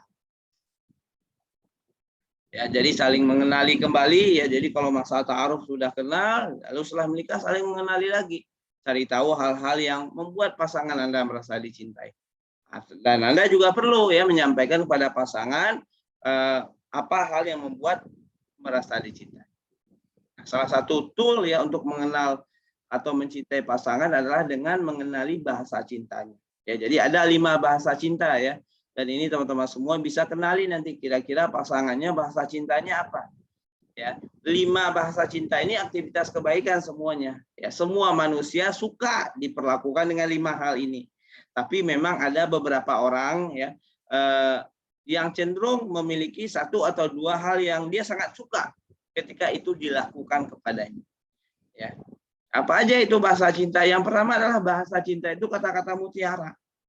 Ya, jadi berupa pujian, ya, berupa panggilan khusus gitu ya. Kalau Rasulullah itu kan kata-kata mutiara ya, sama Aisyah kan banyak tuh pujian, termasuk juga panggilan khusus ya. Ya Humairo gitu ya, wahai yang pipinya kemerah-merahan gitu ya. Itu termasuk dari kata-kata mutiara. Ya, teman-teman nanti bisa lakukan ya terhadap pasangannya. Kata-kata mutiara itu bisa pujian ya, bisa apresiasi. Wah, kamu keren, wah kamu hebat gitu kan. Atau mungkin ini lagi Ramadan, misalnya pasangan suami istri sholat tarawih bareng di rumah. Wah, suaminya baca ayat baru misalnya. Setelah sholat langsung dipuji. Ya, wah kata bagus nih kamu udah hafal baru gitu kan. Atau mungkin suami puji suami masakannya dan sebagainya. Ya, itu kata-kata mutiara. Orang ya yang bahasa cintanya kata-kata mutiara itu lebih senang dipuji. Ya. Jadi kalau dia dipuji itu dia berbunga-bunga, senang banget. Ya, terkadang orang nyebutnya gila pujian ya. Memang itu bahasa cintanya. Ya kan memang ada beberapa orang kalau nggak dipuji dia kesel gitu kan. Dia jutek gitu kalau misalnya dia nggak dipuji. Ya. Kalau dia mengerjakan sesuatu terus nggak ada apresiasi, nggak ada ucapan terima kasih, nggak ada nggak ada kata-kata yang menarik, dia kesal. Ada banyak yang begitu. Ya teman-teman bisa cek ya, terutama nih dari orang tua teman-teman dulu ya kalau yang masih jomblo. Ini ayah saya apa ya bahasa cintanya? Terus cek lagi. Kalau ibu saya apa nih bahasa cintanya? Ya misalnya gitu. Yang kedua adalah waktu berharga. Ya jadi selain kata-kata mutiara, ada juga bahasa cinta orang itu adalah waktu berharga. Ya, jadi dia akan sangat merasa dicintai, akan sangat merasa disayang ketika diluangkan waktu bersamanya. Ya, diajak ngobrol, ya diajak didengarin curhatnya, pokoknya berdua-duaan aja udah, tanpa handphone, tanpa gadget, ngomong berdua. Ya, itu waktu berharga. Kalau bahasa cintanya orang waktu berharga itu, maka dia membutuhkan nanti yang namanya ketika sudah menikah, waktu untuk bersama, ya, couple time gitu ya. Kenapa? Karena dia lebih suka itu ya, kadang dia lebih suka dibersamai, berdua-duaan dibanding dikasih hadiah gelang emas gitu ya. Kenapa? Karena bahasa cintanya waktu berharga. Yang ketiga, ada orang yang bahasa cintanya itu adalah menerima hadiah. Ya, jadi dia cenderung lebih senang, cenderung lebih bahagia ketika dia diberi hadiah, ya, kejutan, meskipun itu hadiahnya kecil-kecilan, ya. Misalnya nih suaminya keluar rumah, pulang-pulang bawa soto, ya, pulang-pulang bawa es krim, pulang-pulang bawa coklat misalnya, ya. Itu kan hal sederhana ya, hadiah-hadiah makanan kecil. Yang keempat, ada orang yang bahasa cintanya adalah pelayanan, ya. Jadi dia memang suka dilayani gitu ya. Misalnya seorang istri, kalau yang bahasa cintanya itu pelayanan, dia suka tuh dibantu kerjaannya di dapur, dibantu ngepel rumah, ya, dibantu nyuciin pakaian gitu kan. Kenapa? Karena pelayanan. Orang yang bahasanya cintanya pelayanan, dia lebih senang untuk melayani. Jadi kalau teman-teman punya sahabat gitu, yang kalau lagi perkumpulan atau pertemuan, dia itu yang sibuk menyiapkan makanan gitu kan, dia yang bawa makanan dan sebagainya, ya bisa jadi itu bahasa cintanya pelayanan. Yang kelima, ada orang yang bahasa cintanya sentuhan fisik. Mungkin teman-teman pernah ketemu juga ya, ada orang yang kalau ngomong dikit-dikit nyentuh kita, ya, dikit-dikit dia nyentuh kita, dia meluk gitu kan, dia gampang banget tuh ya untuk meluk, untuk merangkul dan sebagainya. Nah, itu bisa jadi bahasa cintanya adalah sentuhan fisik. Nah, orang ya akan cenderung ya melakukan mana yang menjadi bahasa cintanya kepada orang lain. Jadi kalau kita mau mengetahui bahasa cinta orang, lihat aja dia itu sering apa ke kita.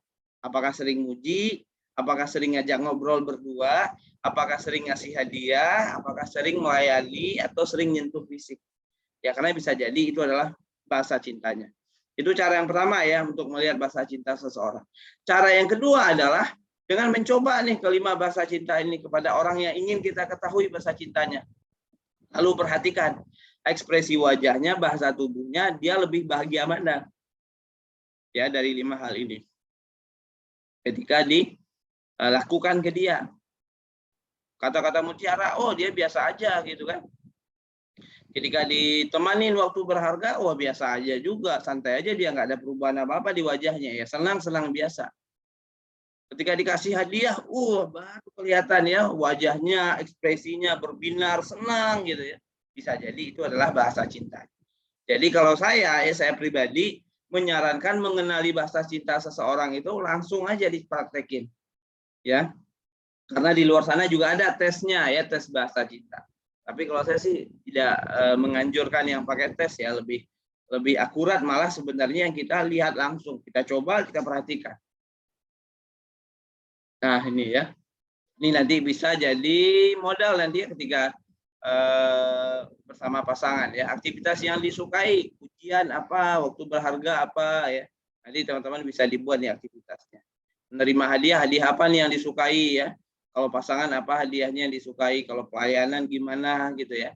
Kalau sentuhan fisik apa tuh yang senang untuk disentuh dan sebagainya gitu ya. Apakah senang dirangkul, apakah senang dipijit misalnya. Nah, ini nanti diisi ya kalau sudah menikah ya, mudah-mudahan segera ya ketemu jodohnya. Nah, lalu bisa juga dengan meningkatkan kualitas cinta dari berbagai aktivitas ya. Jadi teman-teman semua nanti cari tahu ya dengan pasangannya kira-kira aktivitas apa yang suami dan istri itu lakukan masing-masing. Ya, kalau saya misalnya yang masing-masing itu sama istri apa ya? Kegiatan komunitas ya, saya biasanya punya masing-masing kegiatan tuh sama istri. Istri punya komunitas, saya punya komunitas. Lalu ada aktivitas atau yang suami versus istri. Artinya apa yang dilakukan suami, istri nggak suka, atau sebaliknya, yang dilakukan istri, suami nggak suka. Itu dicatat ya, saling mengenali juga. Nanti didiskusikan ya alasannya, lalu dicari juga jalan keluarnya. Lalu cari tahu juga apa kegiatan yang sama-sama suka ya, suami bersama dengan istri. Lalu cek juga kegiatan suami ikut istri ya. Misalnya nih kegiatannya sebenarnya yang suka itu istri, tapi suami mau tuh ikutan. Nah, itu ya. Lalu ada kegiatan yang istri ikut suami. Nah, ini nanti jadi bekal juga ya ketika teman-teman sudah menikah ya. Kalau kita lanjutkan ya, rumus mencintai bagi laki-laki. Nah, ini buat mas-mas ya, silakan disimak ya. Ini bagaimana sih mencintai wanita? Nah, ini rumusnya. Nah, wanita ya, itu kuncinya adalah dua. Ya, ingin dimengerti dan kedua adalah dibuat nyaman. Ya, jadi kalau wanita itu kita tanya, ya ini saya dari udah zaman SMA ya, dulu melakukan penelitian kecil-kecilan tentang ini. Ya, itu kalau wanita itu ditanya kenapa sih suka sama seseorang, biasanya ya bukan karena wajahnya, bukan karena hartanya gitu kan, tapi lebih kepada kenyamanannya. Ya, dan juga lebih kepada si laki-laki itu mengerti kepadanya. Ya, yang bikin wanita baper apa? Ketika udah dibuat nyaman oleh laki-laki. Ya, cuman banyak laki-laki itu jago ya untuk mengerti wanita, jago membuat nyaman wanita, tapi sebelum menikah, ya ini fakta ya, banyak yang begitu. Jadi sebelum menikah tuh jago tuh bikin wanita nyaman, tapi setelah menikah gitu ya, udah biasa aja, ya malah istrinya jadi nggak nyaman lagi sama dia. Nah, tapi kita harusnya kebalik ya, sebelum nikah itu mah nggak perlu buat nyaman dan sebagainya, nggak perlu juga ngertiin ya. Yang penting malah setelah menikah. Ya, jadi gitu ya teman-teman. Jadi kuncinya wanita itu adalah dimengerti dan dibuat nyaman. Benar nggak mbak-mbak ya? Benar kata mbak-mbaknya tuh ngangguk tuh ya. Apa aja tuh kira-kira membuat wanita itu merasa dicintai ya, membuat nyaman dan dimengerti tadi. Nah, yang pertama adalah dalam mencintai wanita nih laki-laki itu kenali bahasa cintanya. Ya, dan lebih dominan gitu ya, bersikap sesuai dengan bahasa cintanya. Bahasa cinta yang tadi ya. Lalu selanjutnya adalah memberikan ruang. Nah, ini kedua, ini kunci ya, memberikan ruang untuk curhat dan berkeluh kesah pada istri. Jadi seorang wanita itu menurut penelitian dalam satu hari itu perlu ya dan butuh ya untuk mengeluarkan 24.000 kata. Wah, banyak banget ya 24.000 kata. Jadi wanita itu butuh untuk cerewet gitu ya, butuh untuk ngeluh mungkin gitu ya. Dan juga butuh untuk berkeluh kesah. Nah, penting bagi para suami, para laki-laki pahami ya, bagi calon suami, ketika suatu saat nanti pulang kerja ya lalu istrinya mendekati lalu berkeluh kesah mau curhat ya, jangan kasih solusi. Ini kuncinya ya, jangan kasih solusi. Karena kebutuhannya bukan solusi. Karena kebutuhannya adalah didengarkan. Kebutuhannya adalah bisa curhat gitu ya. Kebutuhannya adalah bisa berkeluh kesah gitu ya.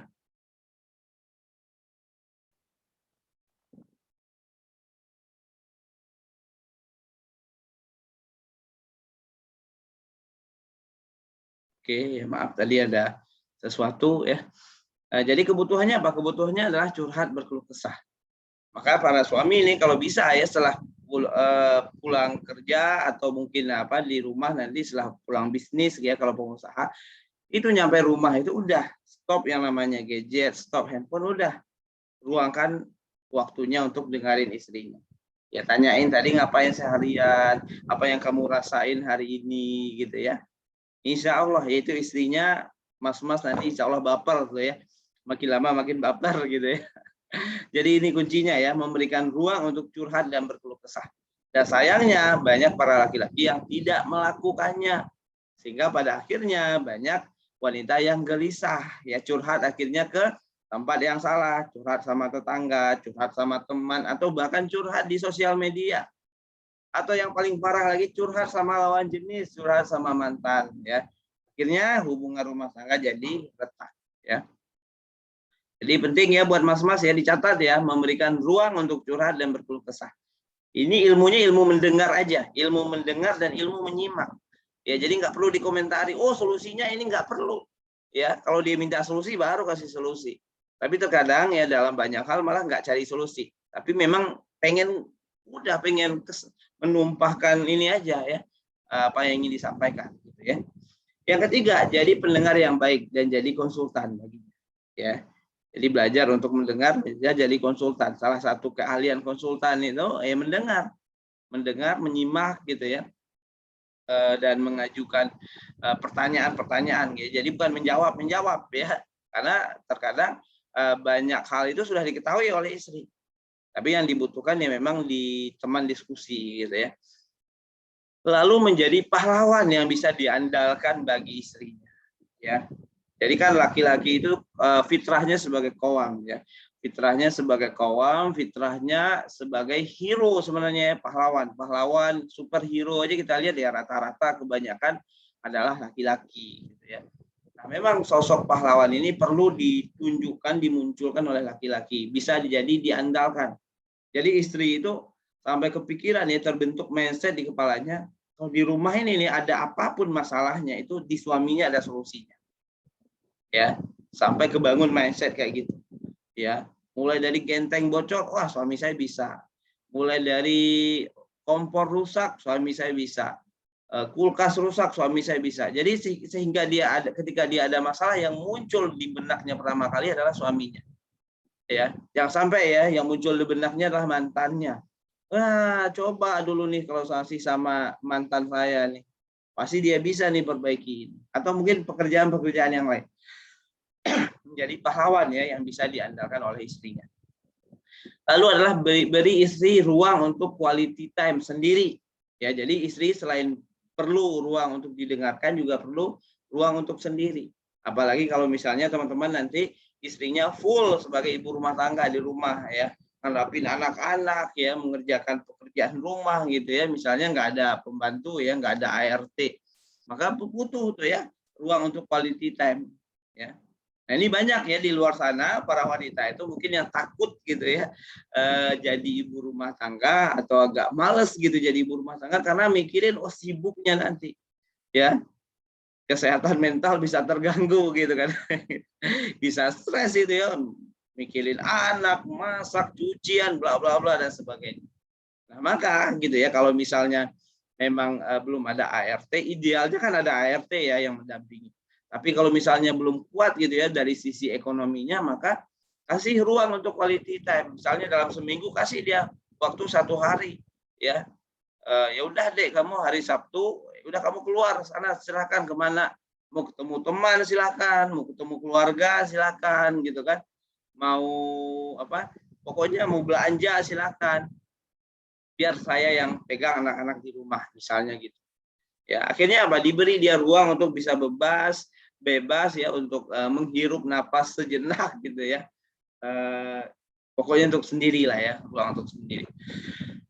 Yang keenam adalah bantu istri ya untuk tetap bisa berbakti dan mengabdi kepada orang tuanya. Nah, caranya adalah dengan mungkin membantu secara finansial juga. Nih deh uang buat ibumu, ini uang buat bapakmu ya, sekali sebulan mungkin berkirim makanan untuk orang mertua atau mungkin berkunjung gitu ya, silaturahim dan sebagainya. Kenapa? Karena istri setelah menikah kan dia orang yang paling pertama dia taati kan suaminya. Ya, jadi suaminya yang pertama dia wajib untuk taati, patuhi gitu kan. Nah, sementara untuk orang tua berarti dia perlu izin dari suaminya dulu. Maka suami yang baik dia akan memberikan ruang itu. Bahkan membantu ya istrinya untuk tetap bisa berbakti dan mengabdi kepada orang tuanya. Lalu apa lagi ya? Mendidik dan membina istri dengan penuh kesabaran. Ya, disebutkan dalam banyak riwayat, ada yang mengatakan wanita itu seperti kaca, sekali dibuat retak gitu ya, maka akan sulit untuk kembali utuh kembali. Ada juga riwayat yang mengatakan wanita itu ibaratnya apa? Tulang rusuk yang bengkok. Ya, apabila kamu biarkan dia bengkok, dia akan bengkok selamanya. Apabila kamu kerasin ya untuk meluruskannya, maka dia akan patah. Ya, jadi maka mendidik dan membina istri itu ya dengan penuh kesabaran. Ya, bagi para suami ya dalam memperbaiki istri. Kenapa? Karena memang seperti itu ya alamiahnya wanita disebutkan. Nah, yang selanjutnya adalah hadir ya di momen-momen penting suami, di momen-momen penting istri. Misalnya apa? Saat hamil, ngantarin dia periksa kandungan, wah, itu penting banget tuh. Ya kenapa? Karena ketika hamil itu wanita itu kan butuh pendukung ya, butuh support dari suaminya. dirinya akan merasa berharga, dia akan semangatnya terjaga, moodnya bagus ketika dibantu nih ya di saat-saat di momen-momen penting. Ya, misalnya nih saat periksa kandungan ya kalau lagi hamil atau kelahiran, nemanin saat lahiran gitu kan, ngasih semangat dan sebagainya. Yang ketiga adalah melatih kepekaan, ya belajar untuk peka. Ya, peka itu apa? Peka itu bisa melihat sesuatu yang belum yang tak terlihat. Ya. Melihat sesuatu yang tidak terlihat. Bisa membaca sesuatu yang mungkin baru dipikirkan oleh istrinya. Nah, cara untuk peka gimana? Dengan membaca pola. Ya, karena pola orang itu kan punya pola ya. Setiap orang laki-laki itu ada polanya. Wanita itu ada polanya. Misalnya nih ada istri yang sering ngomong, nanti kalau misalnya dia nanya ya, suaminya lagi di luar, Mas, kamu makan di luar enggak? Nah, itu bisa jadi ya, maksud inti dari pesannya adalah beliin makan dong. Nah, itu kan bisa dipelajari. Kalau dia nanya kayak gini, berarti dia pengennya ini. Kalau dia nanya begini, dia pengennya itu. Ya, memakai kata-kata kias itu adalah salah satu ciri khasnya wanita, gitu ya. Salah satu fitrahnya wanita lah, gitu ya. Jadi nggak bisa juga dipaksakan laki-laki ini memaksakan. Kamu jangan kayak gitu dong. Kamu ngomong itu harus to the point, ya. Nggak asik juga jadinya kalau to the point nih. Jadinya mirip kayak cowok dia jadinya. Karena itu kan unsur-unsur femininitas dalam dirinya. Kalau dia dipaksa jadi maskulin ya, malah nggak seru ya kehidupan rumah tangga. Bisa jadi dia pengen jadi pemimpin juga di keluarga kalau misalnya dipaksain ke maskulinitas. Makanya wanita gitu ya, laki-laki belajar ya untuk mempelajari hal-hal tersirat dari perkataan wanita, dari raut wajahnya gitu. Jadi pelajari itu. Wah, kalau istri saya lagi senang nih, wajahnya begini, ekspresinya, bahasa tubuhnya seperti ini. Kalau dia lagi sedih, begini nih. Kalau dia lagi ngambek, begini nih. Ya, dipelajari. Nah, itu ya cara mencintai wanita. Nah, sekarang ya terakhir adalah bagi wanita. Ya, ini khusus Mbak ya. Rumus mencintai bagi wanita. Nah, fitrahnya laki-laki itu sebagai pemimpin. Ya, maka kuncinya apa? Beri dia pengakuan, penghargaan, dan penghormatan sebagai pemimpin. Jadi 3 ya, kasih pengakuan, kamu keren ya, kamu pemimpin. Kasih penghargaan, kasih penghormatan. Itu akan menjaga qawamnya, ya akan menjaga qawamahnya dia. Ya banyak laki-laki itu yang terkadang minder gitu ya ketika menikah ya dengan wanita yang mungkin dia rasa lebih dari dirinya. Kenapa? Karena dia mungkin ketakutan tuh ya, ada rasa nggak nyaman dalam dirinya. Jangan-jangan nanti saya nggak diakui, saya nggak dihargai, saya nggak dihormati. Ya, jadi begitu. Karena ini adalah fitrahnya laki-laki, maka yang perlu wanita lakukan ini ya di 3 hal ini. Ya. Jadi laki-laki kalau dikatakan wah laki-laki itu terpesona melihat wanita yang cantik, ya mungkin benar. Tapi laki-laki tetap akan lebih terpesona ya dengan wanita yang memberikan 3 hal ini ke dia. Ya, pengakuan, penghargaan, dan penghormatan. Nah, apa aja aktivitas-aktivitasnya ya? Yang pertama adalah mengakui kepemimpinannya, ya diberi aku, ya. Kamu adalah pemimpin di sini, ya. Jadi kalau misalnya ada apapun ya minta izin ke dia. Sehingga mengakui itu nggak hanya di ucapan saja, tidak ada lisan, tapi juga melalui sikap. Ya, minta izin misalnya musyawarah gitu ya. Silakan putuskan Mas gitu kan dan seterusnya. Yang selanjutnya adalah memberikan apresiasi dan pujian. Ya, dan laki-laki ya dalam banyak penelitian itu ternyata sangat suka juga diberi apresiasi dan pujian untuk hal-hal yang sederhana ya, misalnya adalah ketika dia naik jabatan mungkin, ketika dia pakai baju yang bagus gitu ya, yang serasi dengan dia, atau mungkin dia habis potong rambut gitu ya, itu bisa tuh diberi pujian, atau dia ketika dia melakukan kebaikan-kebaikan kecil kepada teman-teman. Lalu selanjutnya adalah mengucapkan terima kasih ya saat dia melakukan kebaikan, dan lalu sebutkan terima kasihnya karena hal apa. Nah, ini penting ya. Jadi terima kasih plus alasannya. Nah, jadi misalnya dia udah bantu nih ya pasang galon, maka yang diucapkan adalah terima kasih ya Mas sudah bantu pasang galon. Itu akan beda dampak yang dirasakan dengan hanya sekedar ucapan terima kasih aja. Terima kasih ya. Itu akan beda dengan plus alasan. Ya, terima kasih ya sudah melakukan ini. Terima kasih ya sudah memberi nafkah. Terima kasih ya sudah ngajak jalan-jalan. Terima kasih ya sudah ngajak makan. Ya, jadi ada alasannya dalam mengucapkan terima kasih. Yaitu pola kalimatnya ya, pola kalimat yang menyentuh hati lah gitu ya. Lalu memberikan apresiasi untuk pencapaiannya. Ya, tadi udah dibahas juga, menunjukkan kalau dia adalah pahlawanmu. Ya. Dan selanjutnya adalah menceritakan kebaikan suami kepada orang-orang terdekat. Ya, kepada orang tua teman-teman nih ya, kalau lagi kumpul dengan orang tua ceritain kebaikan suami. Ya meskipun ya suaminya ada keburukan, tapi fokusnya menceritakan kebaikan. Kebaikannya kepada orang-orang terdekat itu bisa orang tua, bisa kakak, adik dan sebagainya.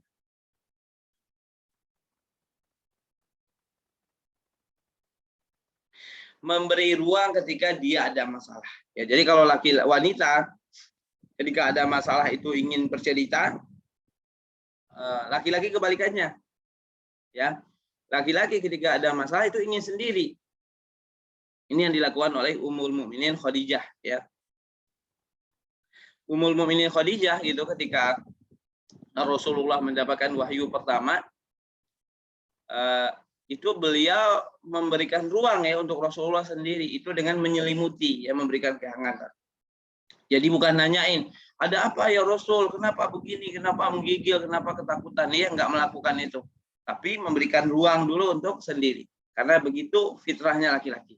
Ya laki-laki cenderungnya begitu. Meskipun ada beberapa laki-laki yang mungkin dia itu suka bercerita ya, suka curhat kalau ada masalah dan sebagainya.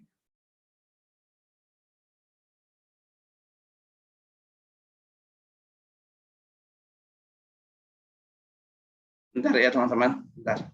Maaf ya, saya minta waktunya 2 menit.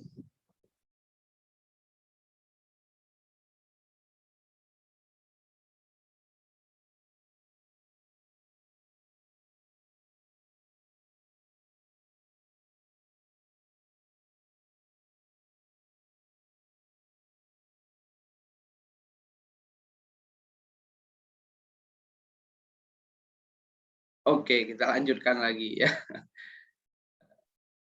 Nah, ini ya. Nah, jadi diberikan apa? Diberikan ruang ketika ada masalah. Jadi kalau dia ada masalah, ya kasih dia waktu untuk sendiri dulu. Lalu selanjutnya apa? Mendukung hobi dan passionnya sebagai sarana berkreativitas. Jadi kalau suami ada yang hobinya bola, jangan kesal. Ya pilih dukung. Ya misalnya bersama ya temani nonton bola bareng misalnya. Atau hobi yang lain gitu ya. Kalau perlu teman-teman yang wanita itu pelajari hobinya suami. Kalau suaminya hobi bola, pelajari tentang bola. Sehingga teman-teman bisa menjadi teman ngobrol yang asik bagi dia. Ya, jadi kalau misalnya mau ngajak ngobrol suami, ya mulai aja dari ngobrolin hobinya dia, gitu ya. Jadi gitu. Jadi selanjutnya adalah tampil cantik ya dan menyenangkan di hadapan suami, ya. Jadi kalau mau dandan gitu kan, mau pakai baju yang menarik dan sebagainya di hadapan suami. Lalu bersikap sesuai bahasa cintanya, pelajari bahasa cinta suami, lalu lebih sering ya melakukan hal yang menjadi bahasa cintanya, yang cenderung menjadi bahasa cintanya. Yang kelima ya, laki-laki cenderung tidak suka menerima nasihat, cenderung tidak suka digurui, maka stop ya untuk beri nasihat, stop untuk menggurui, tapi inspirasi. Ya, apa bedanya menggurui dengan menginspirasi? Menginspirasi itu wanita duluan yang mulai melakukan. Ya, misalnya nih wanita pengen suaminya baik kepada dirinya, maka mulai dulu dari istri yang baik kepada suami. Ya, lakukan kebaikan-kebaikan misalnya. Nah, mudah-mudahan itu menginspirasi suaminya untuk baik juga. Nah, begitu teman-teman ya materinya. Silakan kalau ada pertanyaan boleh ditanyakan ya.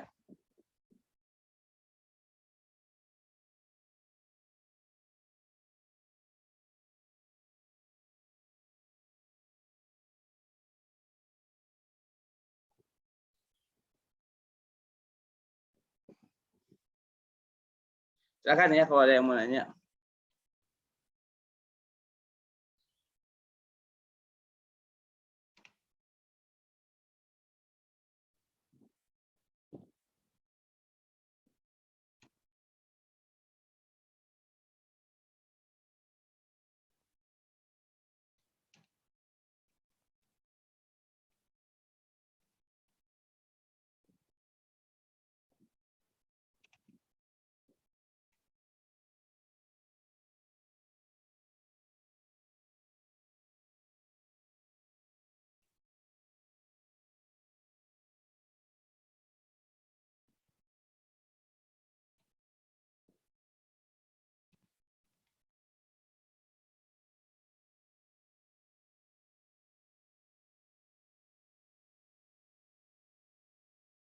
Assalamualaikum Uda, bagaimana caranya menjadi seorang pendengar yang baik bagi pasangan atau keluarga agar pasangan merasa dihormati atau dihargai ketika curhat ya. Jadi pendengar yang baik adalah bentar ya. Jadi pendengar yang baik itu mana nih? Kayaknya ada materinya. Nah intinya gini teman-teman. Jadi pendengar yang baik itu adalah yang pertama ya, menghadirkan diri kita secara utuh dan penuh. Ya artinya ketika kita mendengarkan pasangan ngobrol ya, ngomong curhat ya, kita nggak sambil pegang handphone ya, tapi didengarkan memang sepenuh hati ya. Yang kedua adalah semuanya ya, indera kita, bahasa tubuh kita itu menyimak ke dia ya, kita lihat matanya dia, kita lihat raut wajahnya dia. Yang ketiga adalah kita ikut merasakan apa yang dia rasakan ya. Jadi kalau dia tidak sedih, kita ikut merasa sedih juga gitu ya. Ada ya teman-teman mungkin sering ketemu orang yang begitu, kita ngerasain sedih, dia ikut juga, matanya mungkin agak memerah gitu ya. Itu sebenarnya sederhana itu. Nah ketika kita udah melakukan itu, insya Allah orang itu akan merasa didengarkan ya, curhatnya ya, merasa dihargai gitu ya. Nah yang paling membuat orang merasa nggak dihargai sekarang itu apa ya? Gadget ya, sambil dengerin orang curhat sambil pegang handphone, sambil dengerin orang curhat sambil cek WhatsApp gitu ya. Iya apa tadi, terus dia sambil main WhatsApp ya.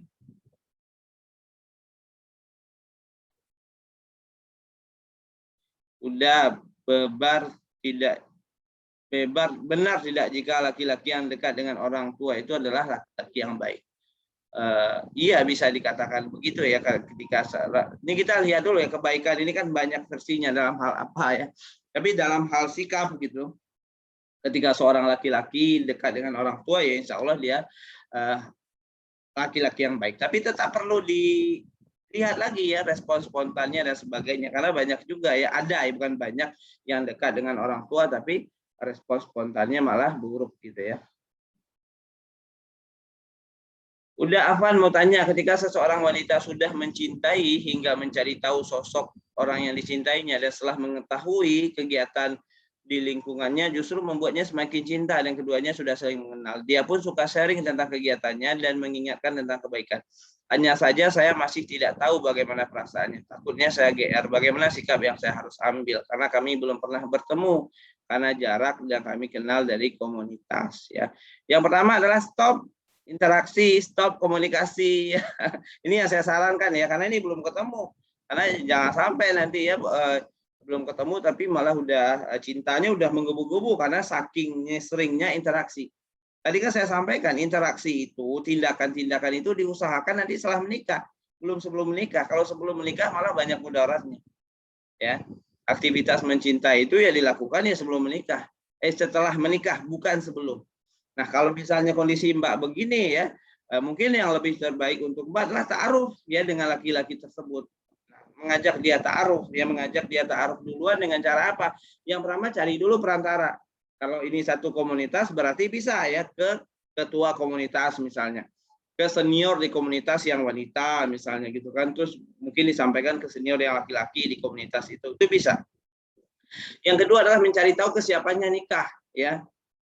Dan juga dicari tahu juga kesiapan Mbak nikah, Mbaknya siap nikah enggak ya dalam waktu dekat. Kalau misalnya nggak siap nikah dalam waktu dekat, ya mungkin siapnya 2 tahun lagi, setahun lagi nggak perlu mikirin. Jadi stop aja udah komunikasi. Berkomunitas ya kan nggak perlu interaksi dengan lawan jenis ya, kalau bisa ya dengan wanita aja. Nah, tapi kalau misalnya Mbak siap nikah ya bisa tanyain dia siap nikah atau enggak. Kalau misalnya dia sudah siap nikah baru ya sama perantara ditanyain kira-kira berkenan nggak taruh dengan Mbak. Ya, jadi nggak perlu ya mengetahui perasaannya, itu nggak perlu. Ya, yang penting adalah perlu diketahui dia siap nikah atau tidak, dan juga dia mau ta'aruf atau enggak. Nanti bisa ta'aruf ya. Assalamualaikum, udah Afwan, jika ingin bertanya, jika seorang wanita yang sejak kecil sudah hidup mandiri karena kondisi keluarga, ayah meninggal sejak masih kecil, sehingga selalu berusaha tidak merepotkan dan bergantung kepada orang lain. Bagaimanakah bagaimana caranya untuk memulai mengubah diri agar setelah menikah suami tidak berpikiran bahwa wanita tersebut terlalu mandiri dan dapat menyinggung peran suami sebagai kawannya. Ya, yang pertama adalah kasih ruang kepada suami kepercayaan untuk menafkahi Mbak secara penuh, ya. Jadi misalnya ya mungkin bisa memilih ya resign dari pekerjaan, ya, fokus jadi ibu rumah tangga di rumah, ya, membersamai anak. Itu adalah salah satu hal yang sangat menjaga tadi ya kekawaman tadi. Yang kedua mungkin melalui sikap ya dalam hal berpikir juga gitu kan. Jadi kalau biasanya nih selama ini semuanya Mbak yang mikirin sendiri. Nah setelah menikah belajar ya, belajar untuk memberikan ruang kepada suami untuk mengambil keputusan dan seterusnya. Dan yang penting juga sebelum menikah Mbak sampaikan kepada suami, kepada calonnya, Mas, ini saya ini kan dari keluarga yang apa, yang ini dari kecil ditinggalin ayah. Dari saya belajar mandiri, udah mandiri nih dari kecil, terbiasa banyak hal, melakukan banyak hal sendiri. Jadi mohon maaf ya kalau misalnya nanti saya dalam hal hubungan kita setelah menikah, saya cenderung ya melakukan sendiri, melakukan ini mandiri dan sebagainya. Itu bukan berarti saya mengabaikan Mas. Ya, tapi ya memang kebiasaan itu ya dari kecil. Jadi memang saya perlu waktu lagi nih ya, perlu waktu untuk apa? Untuk mungkin belajar taat gitu kan, belajar apa menjadi istri yang dipimpin dan sebagainya gitu ya. Jadi begitu. Jadi dikasih tahu ke suami karena memang dari berbagai hal yang kisah yang saya baca ya, kisah-kisah nyata orang, memang untuk taat kepada suami gitu kan di tahap-tahap awal itu memang butuh waktu ya, butuh perjuangan ya, butuh belajar gitu ya. Jadi bagi para suami perlu juga ya kepada istrinya nanti memberi ruang untuk belajar taat, belajar dengarin suami dan sebagainya. Ya, karena nggak semuanya ideal langsung ya setelah menikah berharap wah istri langsung begini bla bla, nggak juga gitu ya. Terkadang beberapa orang wanita memang butuh adaptasi. Ya misalnya nih wanita di sebuah perusahaan biasa jadi pemimpin ya, biasa nyuruh-nyuruh, nunjuk-nunjuk dan sebagainya. Mungkin setelah menikah ketika disuruh oleh suaminya di awal-awal mungkin dia merasa egonya kena. Ini siapa nih orang nyuruh-nyuruh saya gitu misalnya. Ya itu bisa saja terjadi. Ya. Makanya di awal itu perlu saling memberitahu tentang kondisi latar belakang kita sampai pada akhirnya kita bisa memahami ya mana dalam diri pasangan kita itu yang perlu kita terima dulu sementara lalu diubah pelan-pelan ya. Jadi begitu ya, mana yang perlu kita berdamai dulu dengan hal itu lalu kita berjuang ya untuk mengubahnya pelan-pelan. Itu memang perlu untuk kalau saling menyampaikan ya, saling mengenali lebih dalam dengan pasangan. Assalamualaikum, udah Afan ingin bertanya? Oh ini sudah ya. Silakan kalau ada pertanyaan lagi teman-teman boleh ya. Oh ya kita selanjutnya besok ya.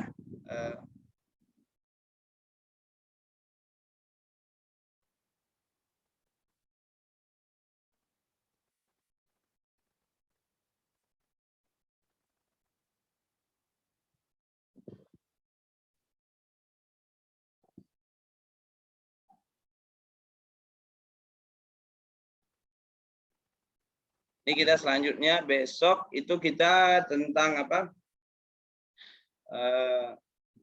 Tentang ini ya besok tentang konflik ya. Insya Allah besok pagi jam 8 sampai jam 10 lagi ya, jam 8 sampai 10 tentang konflik.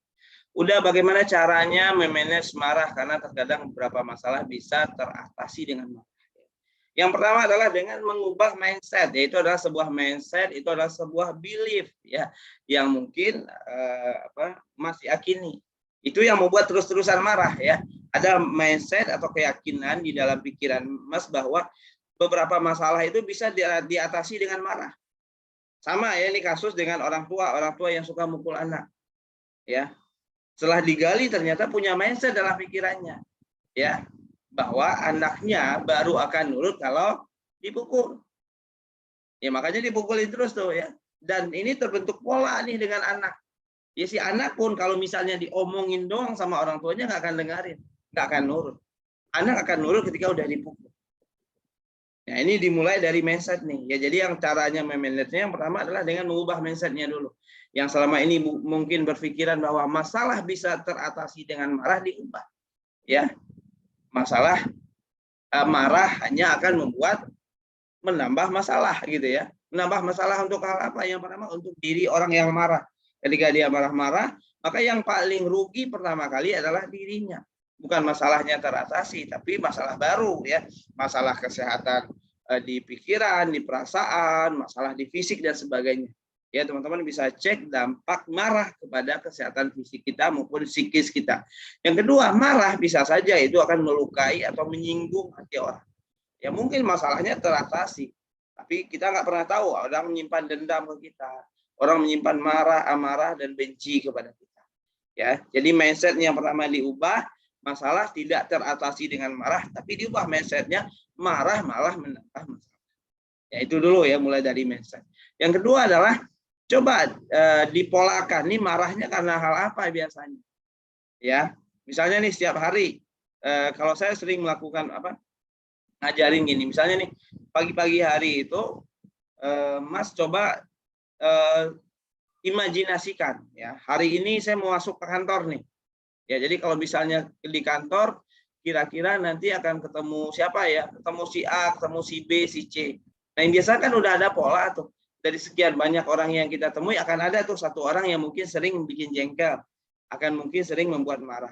Nah, itu dibikin skenario barunya. Jadi kalau misalnya selama ini ketemu sama dia apa marah-marah, sekarang coba diganti skenarionya gimana, gitu ya. Nah, ini besok ya materi kita konflik, dan juga materi self healing juga perlu dilakukan, Mas ya. Jadi belajar juga, pelajari materi rekaman video self healing.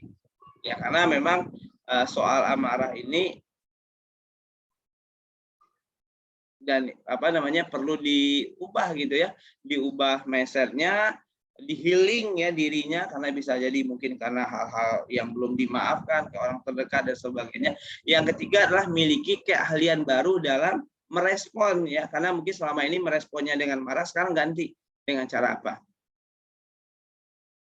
Selanjutnya, udah setelah mengetahui ilmu ini, bahwa berilmu dulu sebelum melakukan, merasa menyesali setelah menikah karena telat berilmu tapi harus menjalani kehidupan rumah tangga afwan. Ya, yang pertama adalah kita nggak perlu menyesali ya, ini memang dijadikan pelajaran tapi tidak perlu disesali juga, Mbak. Karena khawatir malah menyesal juga tidak akan mengubah keadaan ya, tidak akan mengubah kondisi. Alhamdulillah gitu ya, sekarang dapat ilmunya, mudah-mudahan ini bisa digunakan untuk memperbaiki lagi hubungan rumah tangganya. Ya. Jadi begitu teman-teman, silakan ya kalau ada pertanyaan boleh, atau mungkin besok ya, mudah-mudahan besok hari Minggu lebih banyak yang datang gitu ya, lebih ramai yang hadir ya, karena mungkin hari Sabtu banyak yang kerja dan sebagainya. Insya Allah besok Minggu kita mulai jam 8 kita belajar tentang konflik ya. Mungkin pertemuan kali ini kita cukupkan sampai di sini. Mohon maaf ya atas segala kekurangannya dan segala khilafnya, dan terima kasih banyak atas perhatian teman-teman. Wabillahi taufiq wal hidayah. Assalamualaikum warahmatullahi wabarakatuh.